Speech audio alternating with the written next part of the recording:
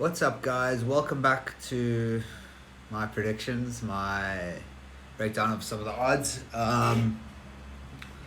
We're here. It's the second UFC event in 3 weeks. They're having it in the same spots in Florida. This is fight night 1. It is Smith versus Glover Teixeira. Let's just go look at the card quickly. Anthony Smith. So they're gonna go from the bottom of the card. To be honest, I don't know most of these guys, having gone through it. I've actually taken quite a little in-depth look on Sherdog and the UFC website. UFC itself doesn't even have like many odds on it. So I'm gonna try and keep this as short as possible. Skip over, just give you my personal predictions using Betway. So we're scheduled for a total of 1, 2, 3, 4, 5, 6, 7, 8, 9, 10, 11 fights. Scheduled for a total of 11 fights on this card, which is pretty cool. Starting off at the very first one, we've got Chase Sherman versus Isaac Villanueva. Like I said, I don't know much about them. Chase Sherman's the favorite. I kind of agree just looking at their odds and their knockout rates and everything. Neither of them have submissions. Chase has never been submitted though. Other dude, Isaac, has. So first pick is Chase Sherman. He also comes from Winklejohn, so he has a known gem versus an unknown gem, you know? Moving on next, we got Hunter Azure versus Brian Kelleher. Another, again, two dudes I don't really know too much about. Just going through their odds, I agree with the stats makers that Hunter's the favorite, and I'm going with him. Then moving on, we got Omar. We got Gabriel Benitez versus Omar Antonio Morales Ferreira. Again, I don't really know. I'm definitely not going to be awake for this fight yet. I'm only going to wake up at like 4ish to watch the main card.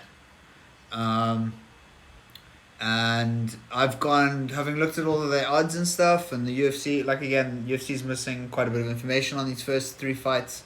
My money's on the favorite as well, going with Omar Antonio with his scores, with his strike rates and everything on that.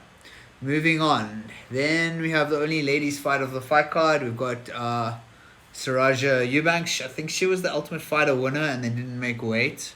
That was at flyweight. And then she moved up to bantamweight, where she doesn't have that size advantage anymore that she used to have. She's still got a lot of power from the fights I've seen, but since she's moved up to bantamweight, she's actually lost them all the fights. And she's fighting Sarah Moras, who's also, again, neither of them have like the most winningest records, but Sarah's got she's got some very good wrestling.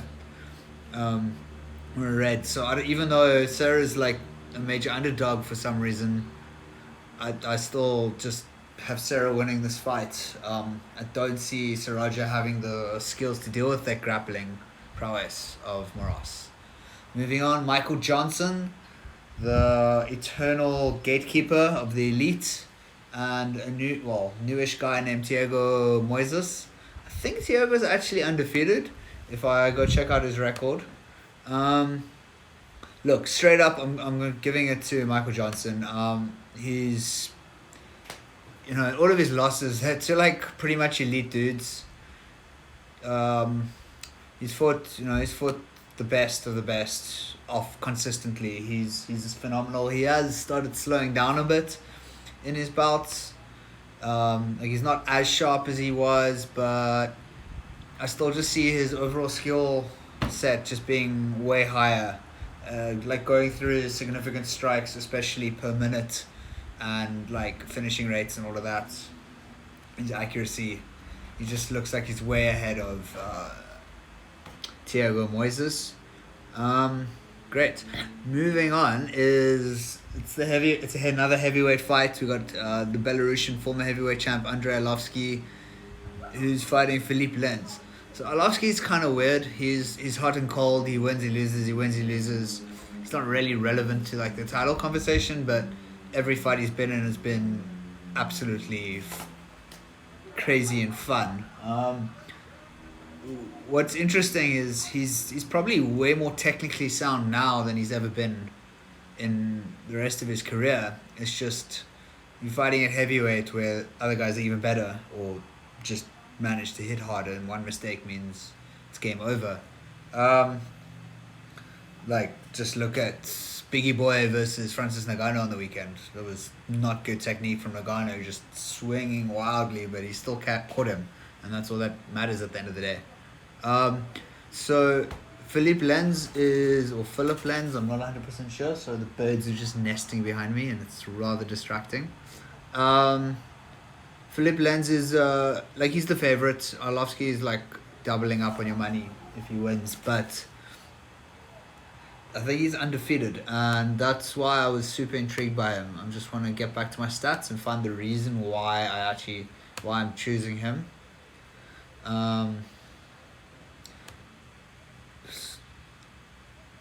While we do it, just remember, subscribe, tell me who you think's gonna win down below. So Filipe, Monstro, Lenz, UFC, you do it again.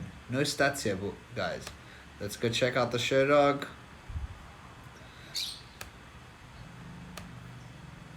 No stats, not even height and reach on their website for Filipe. I'd be very intrigued if they got other odds, other stats. No, they don't. Okay, just loading on the internet here for you guys. Okay, Filipe, he's old. He's 14-3. This is also his UFC debut.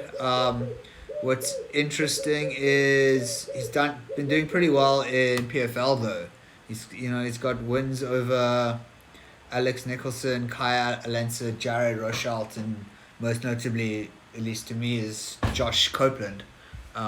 Just on name value.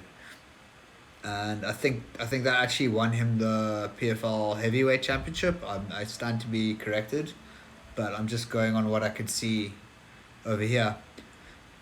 Especially that it was a 4-round fight. Well, it was a 5-round fight. So, I mean, we also know that means he can go deep waters, which means he's fit and he's capable. Obviously, not everything's set in stone. It's heavyweight. Anyone can hit. But I'm going with Filipe. He's older, but he's not as old as Andrei Arlovsky. What's interesting to note, obviously, the last card was probably the biggest and most crazy fight card of all time. But they can't have everyone. I mean, part of the reason Khabib never fought Ferguson in the first place was that he's stuck in Russia and there's all these travel bans during COVID-19.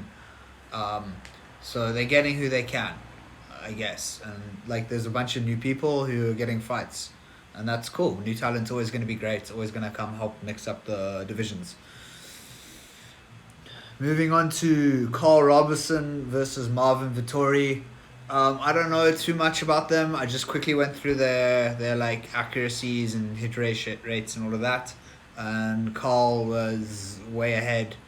So I'm going with Karl Roberson, even though he's not the favorite according to the odds. But now we get to some interesting fights on the main. Well, that's the opening fight of the main card. But now moving on to one that's probably my most interesting fight, or second most, would be Ricky Simon versus Ray Borg. Ricky Simon, he's a hard hitter. He's fought some big dudes.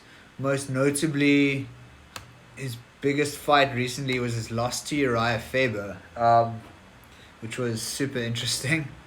That he got flatlined. Faber just came out the gate and was amazing, especially at 40 odd years old to do that.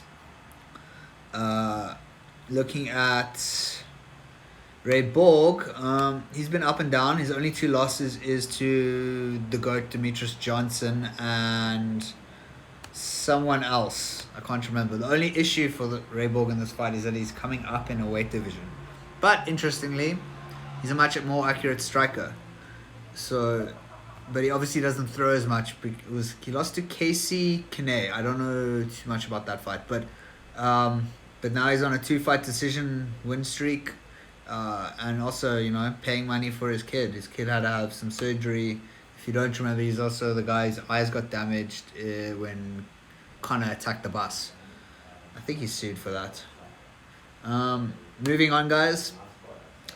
Drew Dober, Alexander Hernandez. Don't know too much. I'm going with Drew Dober. He's the betting favorite on Betway. He's a hard hitter, and I think he's just faced bigger competition, which gives it to him, and he's way more experienced. Simple as. Then the most interesting fight for me is Ben Rothwell versus Ovince St. Peru. Ben Rothwell hasn't had a good run lately. Like, he was like one fight away from a title. At one point, he was just decimating his way through everyone, out grappling grapplers, out striking strikers, and he came from the small gym where he was like the only pro. It was his gym, something like that. Really cool, fun dude. He has this cool evil laugh that he pulls off sometimes when he wins. I hope we get to see that. And he's fighting a dude that's went 5 rounds with John Jones for the title, like Ovince St. Peru. But Ovince is light heavyweight. He's going to be very small at heavyweight. And yeah, he'll probably have the speed advantage, but I just struggle to see any power coming through. I mean, maybe we'll get to see the Von Flue choke from him again, but I just doubt Ben Rothwell will make that mistake like 3 or 4 other people have. But again, so my money's on Ben Rothwell. I'd love to go and take a bet on St. Peru winning by like Von Flue choke just because, or the OSP choke as some people are calling it nowadays. And moving on, we have two former title contenders. I think like the only guys they've really lost to is John Jones in the title fights for both of them. This is the main event. Anthony Smith 33-14. Glover Teixeira is 30-7. Okay, they both lost, but I know a lot of Anthony Smith's losses came when he was a middleweight. He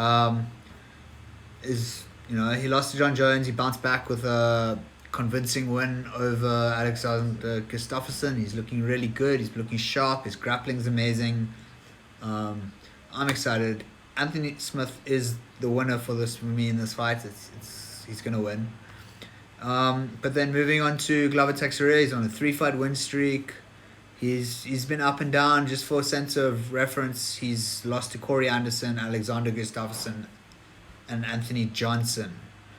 All since the John Jones fight. I mean, he also lost to Phil Davis, which is like you'd think he'd be able to walk through Davis. He's fought everyone. He's undoubtedly a top 5 light heavyweight, but he's not fighting for the title again for a very long time unless Jones leaves, because that was a very one-sided affair.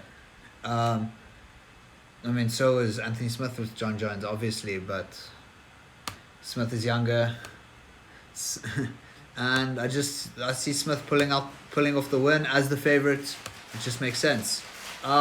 So those are all my odds. I'm going to take an accumulator on Betway. And literally, what the great thing about Betway, guys, is you get a 15%, you get a percentage win boost depending on the amount of bets you take in. So because I'm taking 11 bets, I'm getting a 15% win boost if I win. Meaning I get all 11 fights down. So like just a 10 rand bet, my potential total return pot is 10,400 rand. That's crazy and astronomical and beautiful. Sign up today if you want to put in some money on fights. Follow the link down below in my channel.